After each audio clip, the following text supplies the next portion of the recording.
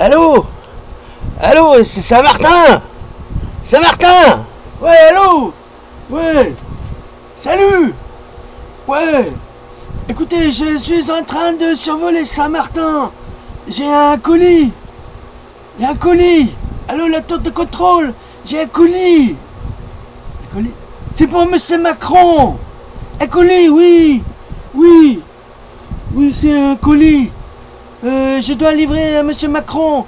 Je peux atterrir. Non, non, vous pouvez pas atterrir. Faut renvoyer votre colis là, tout de suite. Faut le larguer. Et je peux pas. Il y a des civils. Il y a des civils en bas, des femmes et des enfants d'abord. Hein? En plein soleil, en plein cagnard. On dirait qu'ils sont complètement desséchés. Incroyable. C'est quoi votre colis? C'est un colis. C'est pour Monsieur Macron. C'est marqué de la part de Brigitte. Et qu'est-ce qu'il y a marqué sur le colis? Ah ben c'est simple, qu'est-ce qu'il y a marqué? Il y a marqué c'est une chemise blanche pour te laver de la saleté du peuple. Hein? Qu'est-ce que je fais? Ça vient de chez Guiton. Guiton Paris, c'est cadeau. Cadeau, ils m'ont envoyé pour le larguer. Hein? Suffit quoi? Larguer sur les gens? Ouais, on s'en fout des gens. C'est pour Macron, Macron c'est sacré. Ah bah si c'est sacré, c'est sacré. Salut.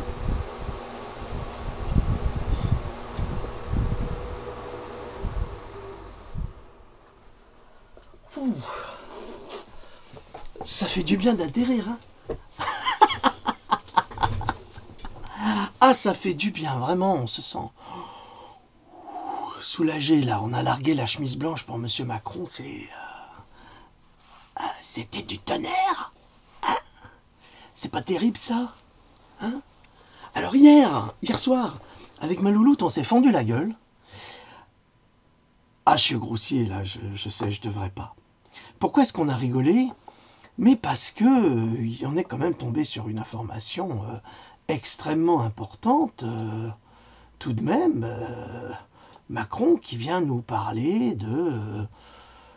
attendez, il faut que je vous retrouve ça parce que c'était exceptionnel.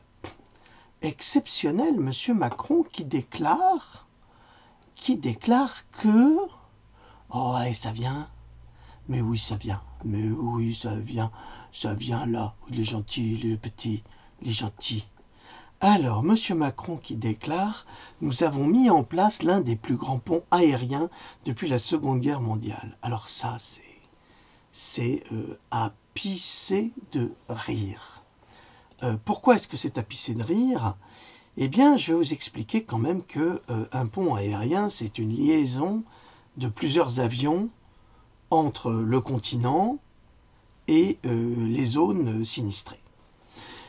Et le 6 septembre 1944, 200 Douglas C-47 Skytrain ont transporté des jerrycans d'essence depuis le terrain de Querqueville, proche du terminal cherbourgeois de Pluto, on n'est pas chez Walt Disney, hein, vers le terrain de Reims pour alimenter en carburant la 3e armée américaine de Patton, avant qu'il se fasse assassiner. Alors vous imaginez, 200 gros porteurs qui ramènent de l'essence pour une armée. Ça, c'est un pont aérien.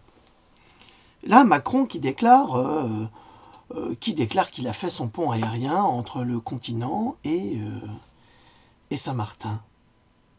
Mais c'est drôle parce que ce matin, j'ai posté une vidéo, et dans cette vidéo, c'était encore un témoignage, Amaury, la fin de trentaine, avec ses 3 gosses et sa femme, qui, après 8 jours, ils n'ont toujours rien reçu. Alors, j'ai vraiment éclaté de rire quand j'ai entendu cette déclaration de notre président. Nous avons mis en place l'un des plus grands ponts aériens depuis la Seconde Guerre mondiale. Vraiment, il faudra que cet homme m'explique si c'est de la mythomanie ou si c'est du délire. Très mince, mais délire quand même. Parce que là, ça commence à bien faire, hein, tous ces mensonges. Et alors, vous l'avez vu hier, il comprend rien. le type comprend rien de rien à la souffrance humaine. C'est vraiment quelque chose qui lui passe au-dessus. Hein. C'est dessine-moi un mouton. Un bélier avec des cornes? Non, non, on t'a dit un mouton.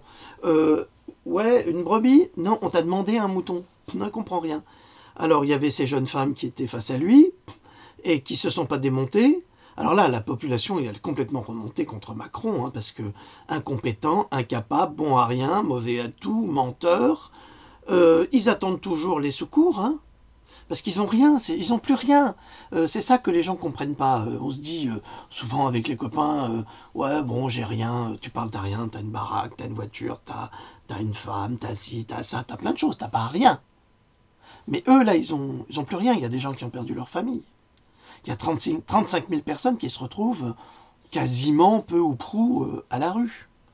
Donc on se retrouve face à un mythomane pathologique qui se prétend président de la République, pour qui a été élu qu'avec 17%, et qui est même pas capable d'assumer son rôle, et qui essaye de se justifier. En fait, ce type, il n'y a pas d'autre mot, parce qu'il est très méprisable, tant il est méprisant, ce type passe son temps à se justifier. Et il ne se justifie pas pour s'excuser, il se justifie en accusant les autres d'être responsables de son fiasco personnel.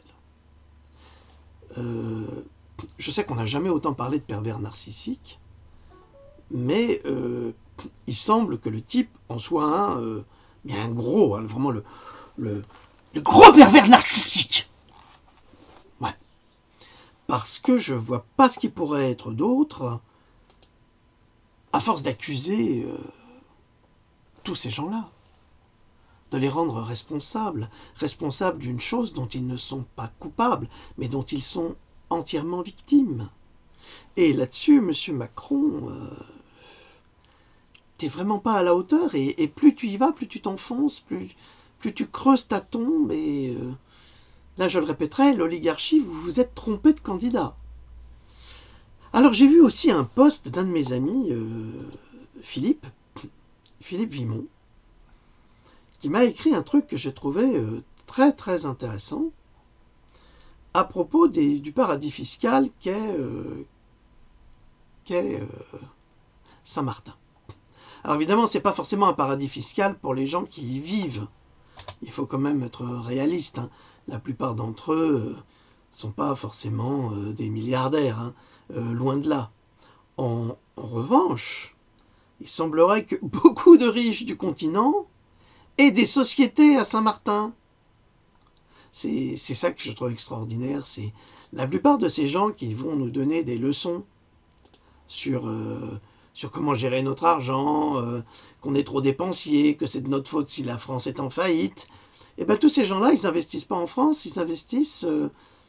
en fait, ils n'investissent pas du tout.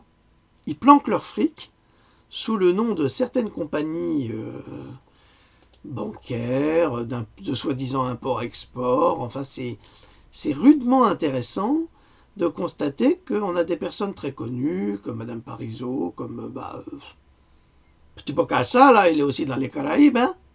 On l'avait vu avec un article allemand qui déclarait que Petit Bokassa, il avait mis son argent au vert. Absolument. Ce qui est dramatique. Parce qu'il veut nous donner des leçons, il veut nous prendre dans notre poche tout notre argent et il veut le donner aux riches. Ça devient pénible. Alors qu'est-ce qui s'est vraiment passé à Saint-Martin? Le saura-t-on un jour? Je l'ignore. Je l'ignore. Quelque part, je ne veux pas trop savoir. Pourquoi? D'abord parce que moi, ce qui m'importe, c'est la souffrance humaine. C'est trouver des solutions à cette souffrance. Et que si on fait confiance à ces gens-là, la solution, on ne les trouvera jamais. Jamais parce que ces gens-là ne protègent qu'une seule chose, leurs propres intérêts. Je ne retrouve pas le commentaire de mon ami Philippe. Ah, c'est compliqué. Puis tout est improvisé. Il faudrait faire ça plus sérieusement. Enfin, je ne suis pas un professionnel. Hein. Donc, là-dessus... Ah, voilà, merci Philippe. Alors, il me dit, il semblerait que la famille Woerth vous savez, l'ancien ministre là qui était mouillé dans cette affaire d'hippodrome, spécialiste de l'évasion fiscale, point d'interrogation, hein, ce sont des interrogations. Un paradoxe aberrant avec la fonction de ministre de M. Woerth. En effet, la famille d'Éric Woerth détiendrait par l'intermédiaire de sa femme des sociétés qu'elle gère pour son compte et celui de la famille Bettencourt. La quasi-totalité ont leur siège à Saint-Martin, le paradis fiscal. Et certaines de ces entreprises ont des locaux dans des immeubles abritant également les sociétés de Madame Parisot, l'ex-présidente du MEDEF. Alors, société, agrément, Anténor, Apollon, Arès, c'est drôle, c'est que des dieux grecs. Atalat, Attis, Maria, Banane, alors ils n'ont pas beaucoup d'humour, ceux-là. Bellevue, Citron, Climène, Colbet, Concordia, SXM. Concordia, c'est l'histoire d'un naufrage.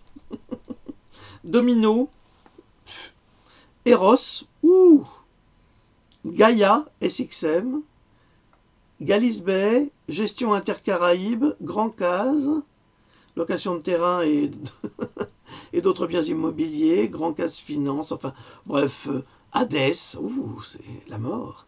Hera, c'est pas bon. Location de terrain, je ne sais pas s'ils connaissent le sens des dieux qu'ils ont choisis. Hermès, dieu des voleurs, location de terrain et d'autres biens immobiliers. Hermione. Bientôt on aura Harry Potter. Plutôt Harry Potter.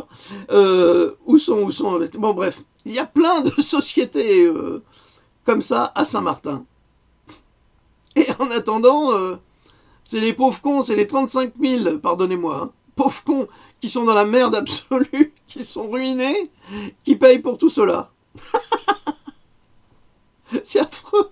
Excusez-moi d'en rire, mais c'est le cynisme de la bande à Macron. C'est épouvantable. Épouvantable. Et ce type, en fait, il n'est pas venu pour revoir les citoyens, à mon avis. Il est venu pour voir tous ses petits copains, pour voir si tous les investissements étaient encore en place. Ah, j'adore ça, la politique. C'est quelque chose d'extraordinaire. Cette corruption à ce niveau, mais c'est d'un cynisme. Vous êtes une bande de salopards. Excusez-moi de faire le pitre, mais c'est pitoyable. C'est pitoyable. L'attitude de cet homme est pitoyable. L'attitude de son service de communication est pitoyable. Alors, humainement, c'est pitoyable. Mais quand vous avez appris à présent que il y a toutes ces sociétés écrans qui sont là-bas en toute légalité, hein, c'est ça qui est extraordinaire, c'est la légalité. Ça, les financiers et les banquiers ont transformé l'escroquerie par la légalité. D'ailleurs, à ce propos, je vous signale que j'ai oublié son nom, ça y est, c'est le direct. C'est ce grand magnat de la finance et de la bourse aux États-Unis, ça va me revenir. Buffett, voilà. Buffett. Il a fait un buffet froid, il a vendu toutes ses actions. En 2008, quand il y a eu la crise, il avait déclaré il fallait rien vendre, surtout rien vendre. Bon, c'est l'un des hommes les plus riches du monde. Hein. Et là, tout d'un coup, il a vendu toutes ses actions. Et il a décidé de vivre sur ses milliards. Alors si cet homme a décidé de vendre toutes ses actions, posez-vous la question. Lui qui a dit toute sa vie qu'il fallait jamais rien vendre. Eh bien ça veut dire que si vous avez des actions, vous avez intérêt de tout liquider vite fait parce que, comme m'a dit mon ami Yann, la banque en ce moment c'est comme un soufflet. C'est-à-dire qu'il y a toute une armature extérieure qui est apparente, qui monte, qui gonfle et tout d'un coup, tout va s'écrouler et tout le monde va tout perdre. Alors j'ai bien aimé une explication qu'il m'a donnée, j'ai adoré ça, j'ai bien rigolé. Il a imité un banquier qui va recevoir une vieille dame qui veut placer son argent. Il dit bonjour madame, asseyez-vous, il va lui payer un café, il va sortir, il va la rassurer, il va la mettre en confiance, un petit four, un petit bout de chocolat, la vieille elle est contente, et puis après il va revenir et il va lui dire vous avez besoin de protéger votre argent. Et elle va répondre, oui. Mais en plus de protéger votre argent, vous voudriez que ça rapporte. Oui. Eh ben, j'ai le produit qu'il vous faut, juste là. Et là, il sort un tube de vaseline, il défait sa braguette et il lui dit « Lève-toi et tourne-toi que je te montre !» Et là, c'est à sec, un peu non avec la vaseline. Et comme ça, il va lui piquer son pognon. Puis il va lui offrir 2 à 3%. C'est extraordinaire, hein, parce qu'en fait, la base de la banque, elle a rien. En fait, elle séquestre l'argent des gens, elle s'enrichit là-dessus, elle garde des bénéfices incroyables, et après, elle dit « Je me suis servi de ton pognon pour faire fructifier ça au moins 5, 10, 15, 20 fois, et à toi, je te donnerai que 3%, alors que j'en ai gagné 200 fois plus. » Ça, c'est la banque. Ça, c'est en douceur.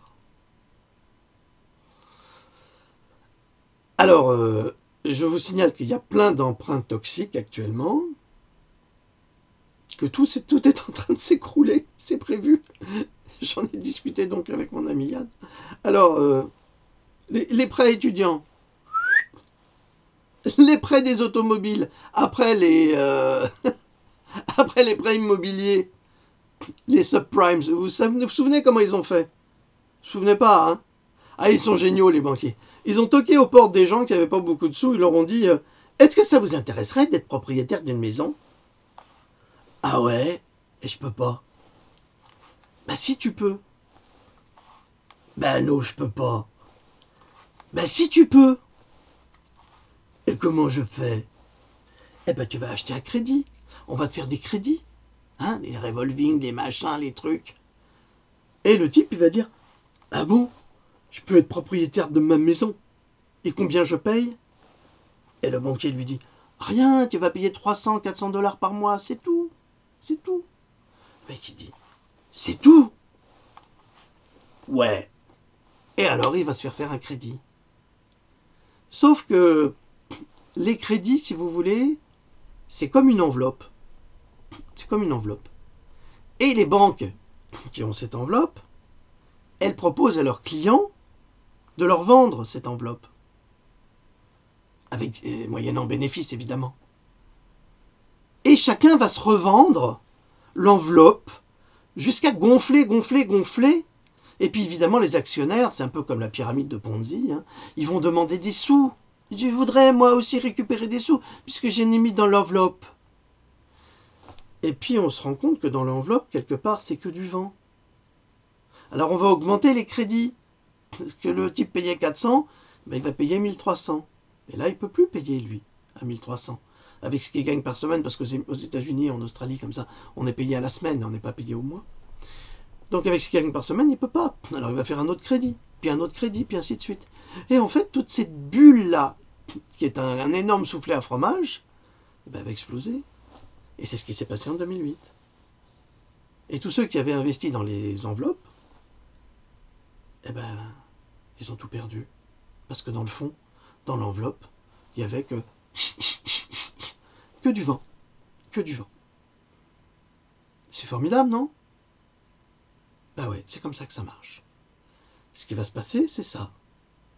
Alors, ce qu'a fait le petit Bokassa, en allant à Saint-Martin, c'était de vérifier si les sous étaient toujours en place. Parce qu'en fait, les citoyens, il n'en a rien à faire. Et ça, on l'a déjà vu. On l'a vu, on en a été témoin. C'est le président le plus impopulaire. Hein. Souvenez-vous qu'avec Hollande, il a fallu 2 ans pour que les gens se rendent compte que c'était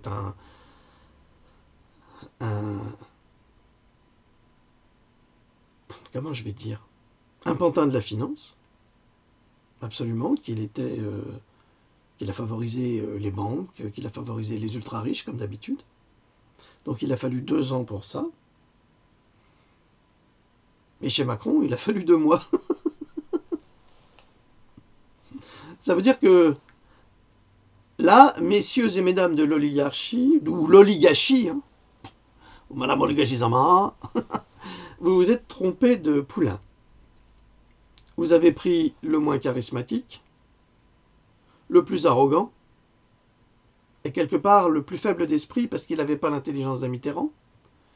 Oh, je ne veux pas dire qu'Hollande il était brillant, hein, malheureusement c'est pas le cas. Sarkozy c'était sans doute le plus rusé de tous. Le plus rusé de tous, mais d'ailleurs c'est celui qui a le plus de casseroles. Mais Macron il les aura aussi ces casseroles. Donc à mon avis, le règne de Macron ne va pas s'achever. Parce qu'il faut comprendre que les marionnettes, dans un théâtre, on les change. Des fois on met Guignol, des fois on met le gendarme. Et quand Guignol tape trop sur le gendarme, le héros c'est Guignol. Et là, le héros c'est Guignol. Et il ne faut pas non plus que ça fasse trop évident. Et là ça pue. Ça pue. Ça pue parce qu'à Saint-Martin, c'est plutôt les étrangers qui apportent du soutien aux Français, plutôt que les Français. Ce qui prouve absolument cette théorie que Macron aurait plutôt été à Saint-Martin pour rassurer ces donateurs, ces généreux donateurs qui ont leur société écran là-bas. Alors ce matin, il y avait encore un autre témoignage de personnes vivant à Saint-Martin. C'était des personnes de couleur, très sympas d'ailleurs, qui ont bien expliqué qu'à Saint-Martin, il n'y avait pas de noir ou de blanc. Chez nous, à Saint-Martin, on est des Saint-Martinois et on se tient les coudes et la main. Et ils s'entraident. Donc, Macron, lui, l'entraide, il ne connaît pas. Le soutien, il ne connaît pas. Le mensonge, il connaît bien. Mais les gens ne sont pas dupes.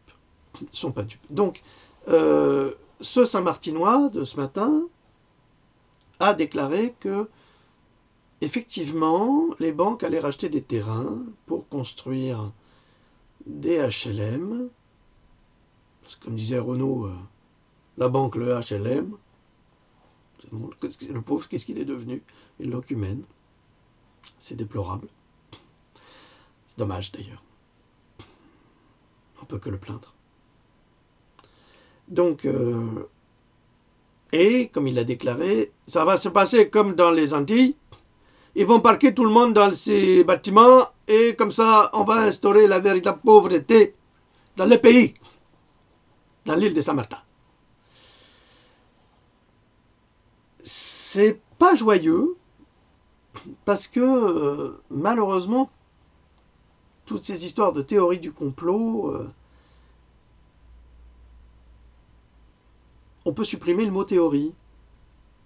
Hein, on va barrer le mot théorie, puis on va parler de complot. Et tout se précise un petit peu, puisque Macron n'est pas venu avec 200 avions porteurs pour apporter de l'eau, suffisamment pour que les gens puissent s'hydrater, boire, faire la cuisine, pour l'hygiène également, l'hygiène corporelle pour les bébés. Vous savez très bien que avec ces chaleurs, les enfants ne peuvent pas garder des couches. C'est pas possible. Ils ont des érythèmes, des boutons, mais c'est un cauchemar, ça. Et ça leur fait mal, puis ça s'infecte avec les couches qui sont remplies, soit d'urine, soit de pollution fécale. Enfin, c'est très difficile sans eau. C'est comme ça que les épidémies se développent. Et ce n'est pas les vaccins qui vont changer quelque chose à cette histoire. Hein. Loin de là, c'est l'hygiène. Or, quelque part, on dirait qu'on s'attend à développer les épidémies. Est-ce que c'est pour ça que la mère Buzine, elle est arrivée aussi avec le petit Bokassa? Vous comprenez, tout ça, on a le sentiment que tout ça est construit, a été pensé, a été mesuré par ces gens avec une infinie malice et malhonnêteté, populaire en tous les cas. Je voudrais juste rappeler au peuple qu'il est 99%. Et que ces gens qui nous contrôlent ne sont que 1%. C'est tout ce que je veux vous dire. À Paris, il y a eu les gens qui ont manifesté contre la loi travail. Il faut les remercier. Évidemment, il y a toujours eu les espèces de petits salauds payés par le gouvernement pour jeter des cocktails Molotov sur les flics, pour péter les vitrines, c'est toujours pareil, toujours pareil. Alors, moi, j'aimerais bien vous proposer un accord. Comme ça, il n'y aura pas de blessés, parce que moi, vous savez bien, je suis un non-violent. J'abhorre la violence, en tous les cas.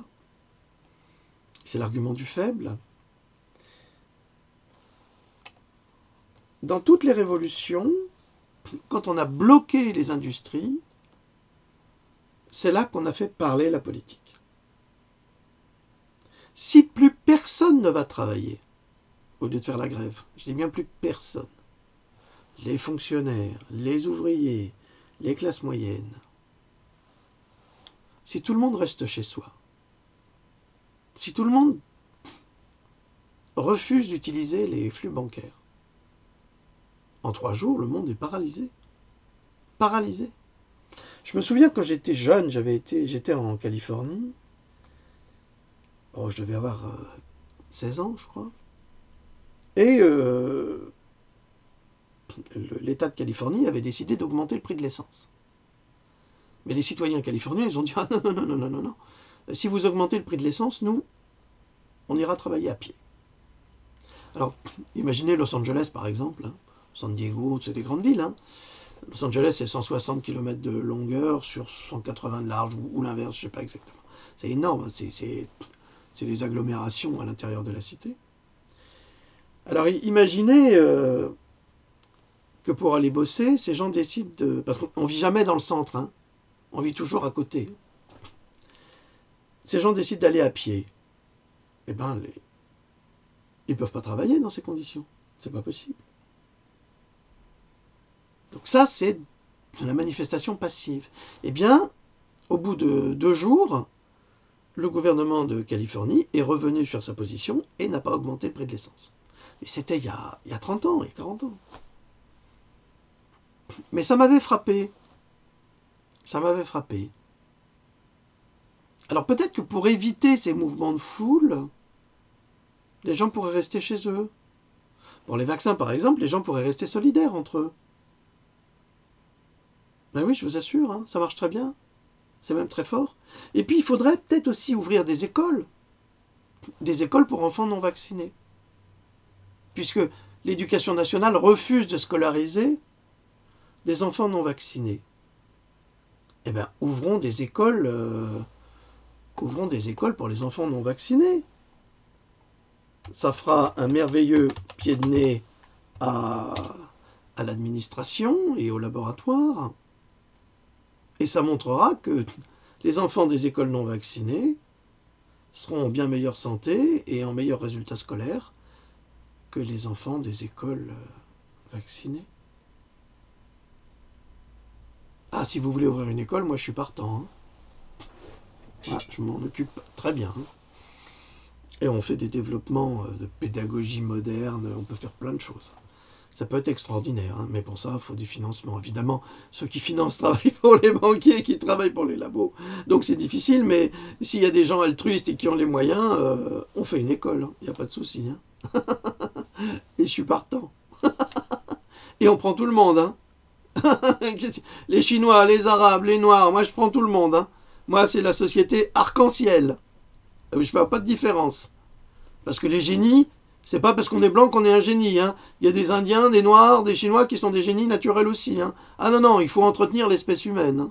Et arrêter de faire comme tous ces salauds à faire des sélections. Ça commence à bien faire, ça aussi. Donc voilà pour Saint-Martin, les témoignages. Excusez-moi pour le petit peu d'humour de ce matin, mais j'étais un petit peu tenu de le faire parce que la situation... est grave. Et puis après, je me suis mis à écrire un petit texte qui n'est pas fini, mais je vais vous le lire quand même, parce que ça fait partie de notre petit jeu entre vous et moi. On fait un peu d'information et puis aussi on montre un peu le travail qu'on fait. Et j'ai eu une réflexion ce matin que j'ai couchée sur le papier. Alors c'est du brut de décoffrage. Il est certain que si la population savait vraiment ce qu'implique une vaccination, elle réfléchirait avec bien plus de circonspection sur le rôle de celle-ci. Elle se poserait alors d'autres questions essentielles, comme celle de l'alimentation naturelle, plantes et épices, et leur rôle dans le renforcement quotidien du système immunitaire pour lutter contre toutes les maladies présentes et à venir. Alors ce que je voulais ajouter aussi, c'est ce que disait le docteur Kiman, là, à propos des vaccins et des virus. Alors les vaccins, ça n'a jamais soigné un... Les antibiotiques, par exemple, ça ne soigne pas un virus. Dans les vaccins, il y a plein d'antibiotiques. Mais il y a plein de virus aussi. Et ce que je voulais ajouter, c'est que il y a une aberration, et ça c'est récent, c'est dans mon bouquin, c'est dans celui-là. C'est dans celui-là, mais si vous attendez encore 3 semaines, vous aurez la version enrichie de ce livre-là. Le même, mais avec beaucoup de choses en plus. Eh bien, il y a une étude américaine. Ah tiens, j'ai ma petite caméra là qui a bougé. Voilà. J'ai une étude américaine qui déclare qu'il y a plus d'une centaine de virus absolument inconnus dans le corps humain. Alors on veut nous vacciner contre des virus qui sont soi-disant extrêmement dangereux, mais la rougeole en fait, c'est pas un virus dangereux, c'est un virus nécessaire. C'est une maladie nécessaire, la rougeole. Parce qu'en fait, elle va stimuler le système immunitaire de l'enfant pour lui permettre de développer justement les anticorps et les antigènes pour lutter contre ces maladies-là. Et il a besoin, l'enfant, l'humain, a besoin de passer par ces maladies pour pouvoir affronter les autres. Si on l'empêche d'affronter ces maladies, on retarde le problème parce qu'inévitablement il finit par les attraper. C'est le cas avec la rougeole actuellement, ou même vacciné, on attrape la rougeole. Dans le vaccin contre la rougeole oreillon rubéole, il se trouve qu'il y a des chercheurs du laboratoire Merck qui ont fait un procès à Merck parce que les souches qui sont contre les oreillons dans le vaccin, en fait, elles servent à rien. Ah oui, non, mais je suis désolé, hein, c'est scientifiquement prouvé, c'est un dépôt de plainte, c'est vrai, c'est la vérité, ça. C'est pas une fausse information. Mais Merck a acheté le tribunal, le FDA, le CDC pour étouffer l'affaire. Et vous pensez bien, c'est un vaccin qui doit se vendre, donc c'est pas possible. Mais ça, il faut que vous compreniez comment ça fonctionne aux États-Unis. Et j'ai pas le temps là de vous expliquer, j'en ai déjà parlé. Mais c'est dans mon livre. C'est dans mon livre. Hein. Ah oui. Et puis, pardonnez-moi, mais je voudrais juste dire à ceux qui disent « Ouais, ce type, tout ce qu'il fait, c'est qu'il vend ses livres, il fait de sa pub. » Alors, je vais être grossier. Je vais me remettre bien là. Je vais être grossier. Je vais dire à toute cette bande de connards, hein, qui me reprochent à moi de faire de la publicité d'information pour vous permettre à vous de comprendre ce que c'est qu'une vaccination, ce qu'il y a dans les vaccins, les conséquences que ça peut avoir, donc c'est très utile. Alors que vous payez une redevance, bande de crétins, tous les ans, et que vous êtes envahi par la publicité des crèmes pour maigrir et que vous voyez toujours des sylphides, des filles qui n'ont pas un pet de graisse et qui prennent des crèmes pour maigrir, des crèmes pour pas vieillir, des savons, des machins, tout ça des laboratoires pharmaceutiques, et vous le payez en plus, bande de cons, et vous me reprochez à moi de faire de la pub pour mes livres, mais moi, je vous sauve la vie avec ça. C'est pas fait des pubs et des livres. Moi je touche rien de personne. Hein? Moi je suis pas... je dépends pas de votre argent, moi. Faut le savoir. Hein? Donc arrêtez avec votre mauvaise foi et votre bêtise crasse de me faire ce reproche absolument stupide. Regardez devant vous. La télé, la radio, avec des pubs, ils vont vendre des yaourts, des machins, alors qu'on sait que le lait c'est toxique pour l'humain, mais c'est pas grave. L'industrie du lait c'est incroyable, l'industrie du sel, l'industrie des plats cuisinés, l'industrie de tout ça. On vous empoisonne avec ça. Et ça, vous dites rien, parce qu'en plus, c'est vous qui payez. C'est ça, hein? Bon, alors, à tous ceux qui m'emmerdent avec ça, ou qui disent à mon ami Yann, ouais, il fait de la pub pour ses livres. Vous avez compris le geste, hein? Merci, merci. En attendant, c'est moi qui donne plus que vous. Vous comprenez? Moi, j'essaye de vous aider. Moi, mon travail, c'est d'essayer d'aider les enfants de cette planète à arriver à terme, à survivre, en les prévenant et en prévenant les parents. J'ai rien à gagner à ça, hein? C'est une mission divine. On nous a chargés de faire ça. Qui? J'en sais rien. Pourquoi? J'en sais rien. Il se trouve que je le fais, c'est tout, depuis des années. Donc ça suffit maintenant. Ces discours imbéciles, c'est les trolls, là, les gens du gouvernement qui supportent des laboratoires. Ils supportent pas qu'on dise les choses. Ils ont horreur de ça, mais vous savez, ils sont en train de perdre. Actuellement, aux États-Unis, il se passe quelque chose d'extraordinaire. Les médecins se révoltent, les victimes se révoltent. Et je vous ai dit, 5 millions de victimes par an de la vaccination. 5 millions. Mais comptez, je vous ai dit hier. En 5 ans, ça fait 25. C'est pas par hasard que Stéphanie Seneff, qui est chercheur senior, a vraiment une tête au MIT, a déclaré qu'en 2025, 50% des enfants américains seront autistes. Mais attendez, l'autisme, c'est pas une maladie qui s'attrape comme ça. Hein. Vous n'allez pas dans la rue, vous sentez des virus et vous attrapez l'autisme. Hein. C'est pas comme ça que ça marche. Hein. Ça n'a jamais fonctionné comme ça. On sait que l'autisme est dû, alors maintenant on le sait, au glyphosate, qu'il y a à la fois dans les vaccins et dans le Roundup, parce qu'il y en a partout là-bas, hein, à cause de la culture OGM, on sait que c'est ça. Et on sait également que c'est lié au trop-plein d'aluminium qui se trouve dans les vaccins, qui va se loger dans le cerveau. On le sait. Plus le mercure qui se trouve dans d'autres vaccins, enfin c'est l'horreur absolue dans le fond. C'est les cocktails qui tuent, quoi. Mais ça ne dérange pas grand monde. Hein. Ben non, parce que vous vivez dans l'ignorance. Ça vous embête de lire, parce que vous ne savez plus lire. Ben oui, ils ont fait ça exprès, les déficits de concentration, tout ça. C'est aussi dans les vaccins. L'hyperactivité, puis aussi l'inverse. La végétation, là, c'est pareil. Allez, je reprends parce que voilà. Donc il faut renforcer le système immunitaire. Les fortunes de la vaccination sont aussi diverses que variées. Et ce depuis que Jenner a mené ses premières expériences de vaccins pour lutter contre la variole au XVIIIe siècle, qui furent montées en épingle pour faire d'un échec un succès. Il en va de même pour Pasteur et son fameux vaccin contre la rage, qui n'a jamais, à proprement parler, fonctionné.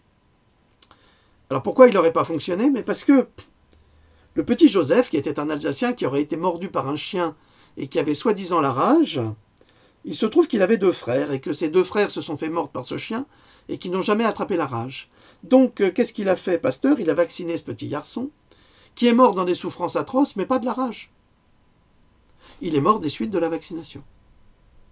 Ça a tué des gosses, ça a tué des patients par dizaines et des dizaines pour créer ce postulat de la vaccination qui fonctionne, mais c'est faux. Jenner au XVIIIe siècle, quand il a vacciné donc contre la variole, quand il a fait sa vaccine sur la population, on s'est rendu compte que statistiquement, le nombre de personnes qui mouraient de la variole était pratiquement le même nombre de personnes qui avaient été vaccinées, plus environ 1500 personnes, pour une des épidémies vers 1880, me semble-t-il, ou 60, je ne sais plus. Bref, c'est dans mon livre, en détail.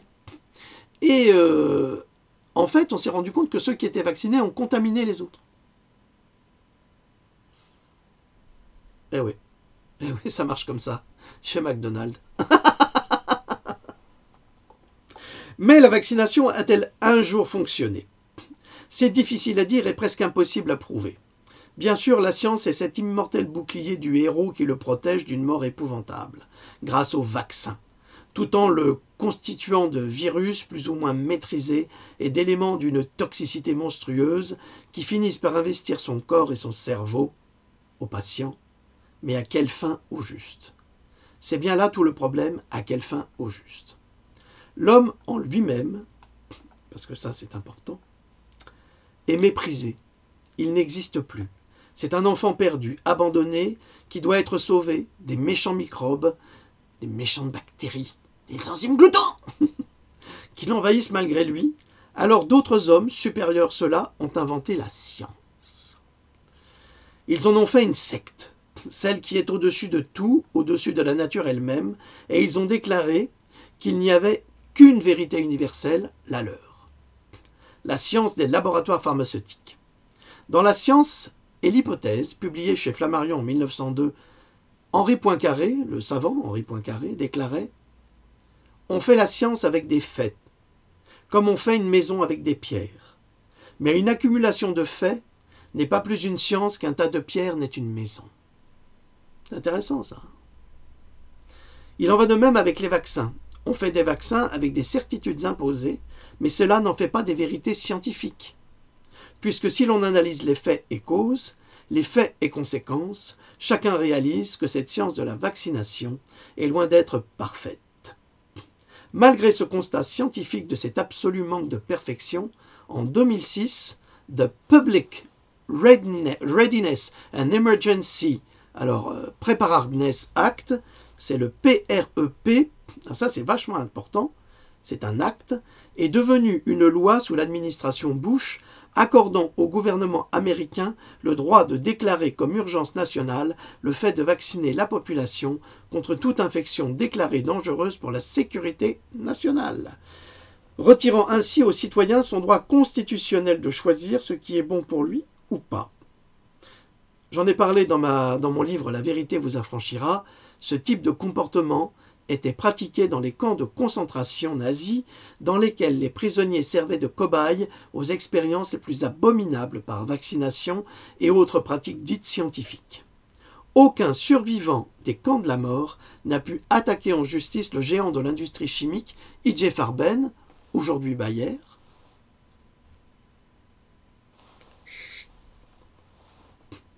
qui faisait ses expériences librement sur des sujets humains et qui envoyait également des cargaisons d'humains pour servir de cobayes dans les camps. Ah ouais, prenez des juifs, des tziganes, des polonais. Allez hop, on envoie ça à Auschwitz au docteur Mengele. Ouais, c'est pour vous le chargement, vous en faites ce que vous voulez. Eh ben il en a fait ce qu'il voulait. Des horreurs abominables. Et après Mengele, eh ben il n'a jamais été jugé Mengele. Il a été travaillé pour la CIA aux États-Unis. Eh ouais, les États-Unis, c'est le 4e Reich, contrairement à ce que vous pouvez imaginer.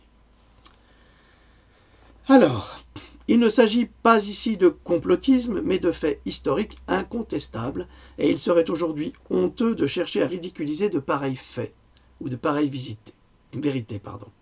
Les nazis ont fait des expériences sur les juifs de la même façon que nous faisons des expériences sur les animaux, et même sur ceux que nous mangeons aux États-Unis aujourd'hui. Et ça, c'est la déclaration de S.D. Wells, qui a écrit 25 extraordinaires et troublants faits, je traduis là simultanément, à propos de l'histoire cachée de la médecine. Ça fait mal, hein? Et Macron, c'est l'ami de ces gens-là. Parce que ces gens-là, ils l'ont mis au pouvoir. Les laboratoires, hein, bien sûr. Et il doit les servir. Il n'a jamais été question dans son programme de voter aucune loi sur la vaccination. Ben pourtant, c'est fait. Il l'a fait tout de suite. Et il continue. Il continue à raconter des mensonges à travers ces faux médecins. Non, c'est des vrais médecins. Je vais vous dire une chose qui est quand même très importante. Hein. Les médecins vous parlent de vaccination en vous faisant passer pour des imbéciles parce que vous n'êtes pas médecin. Mais ils peuvent être médecins, ça ne change rien. Est-ce que vous savez le nombre d'heures sur 10 ans de médecine que vont suivre les médecins sur la vaccination et l'alimentation? Sur la vaccination, ça ne doit pas dépasser 4 heures. Sur 10 ans de médecine, 4 heures. Et vite fait. L'alimentation, c'est 2 heures ou 3 heures. pas plus. Alors comment des médecins à qui on a bourré le crâne pour faire vacciner les gens, comment est-ce qu'ils pourraient savoir ce qu'il y a dans les vaccins? On leur dit que c'est bien, c'est pas de leur faute. On arrive, on leur dit que c'est bien, ils trouvent que c'est super, ils vaccinent. Et ensuite, quand les patients reviennent en se plaignant de maux qu'ils n'avaient pas avant, ah non, non, c'est pas vrai, c'est vous avez ça en vous, c'est de votre faute. Et c'est ça le drame. C'est la politique des médecins aujourd'hui concernant la politique vaccinale, c'est qu'ils ne tiennent absolument pas compte des effets secondaires, et quand il y a effets secondaires, ils abandonnent leurs patients. Ils leur donnent des neuroleptiques pour les calmer, mais ils ne les soignent pas. J'ai des témoignages dans la suite de ce livre, dont celui d'une amie, Anne Verboen, qui a été victime d'une myofascite à macrophage après des vaccinations. Ça a pourri sa vie, ça pourrit sa vie. Les médecins se sont foutus de sa gueule. Vous n'imaginez pas comme son corps s'est détruit. C'est un cauchemar pour ces gens-là. Mais Anne, elle est super courageuse, cette femme, elle est extraordinaire. Donc, mais il y a les enfants qui sont vaccinés avec le HPV contre le papillomavirus. Et les médecins disent, mais non, c'est pas nous, c'est pas le vaccin, c'est pas lui, il n'a rien fait. On sait que ça marche pas. On le sait. On sait que c'est un poison. On le sait. Ça continue, hein. Parce que on a des salopards de politique qui nous imposent des choses qui leur sont imposées par leur maître.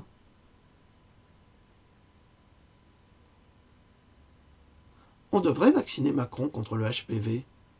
Il paraît qu'il a des mœurs douteuses. Je m'en fous, moi. Il fait ce qu'il veut. Ça ne me regarde pas. Mais j'avais vu un témoignage d'un ancien acteur de films porno qu'il avait rencontré avant qu'il soit président dans une soirée fine. Vous savez, ils sont en groupe comme ça. Il paraît qu'il est... Hein? Vous voyez ce que je veux dire? Hein? Je m'en fiche, c'est pas mon problème. La vie privée de chacun, moi, je n'ai pas à la critiquer, je m'en fiche. Mais qu'ils viennent pas nous donner des leçons. Mais alors, s'il a ce type de pratique, c'est une population à risque. Alors, il faudrait le faire vacciner avec le HPV. Ben oui, puisqu'il veut l'imposer aux petits garçons dès l'âge de 9 ans. Les petits garçons ne peuvent pas attraper le cancer du col de l'utérus. Hein. Ils n'ont pas d'utérus. Donc, s'ils veulent le faire aux petits garçons, on devrait lui faire de force à lui. Et les 3. Comme ça, on verrait s'il n'y a pas des effets secondaires. Hein? Mais le vrai, le même qu'on achète à la pharmacie, pour les autres. Hein? Pas celui où on a retiré une partie... Bon, en fait, avec celui-là, on s'en fout parce que c'est un vrai poison. Hein? On essaye? Allez, je vous ai assez embêté. Hein. Allez. Salut! Je reprends mon avion. Je vais à Saint-Martin, là. Je vais livrer une chemise blanche à président. Hein? Ça vient de chez Guiton. Ouais, c'est cadeau. C'est que cadeau, lui. Paye rien. Et il y a aussi une trousse de maquillage. Hein? Bah, t'as plus, moi. Allez, salut!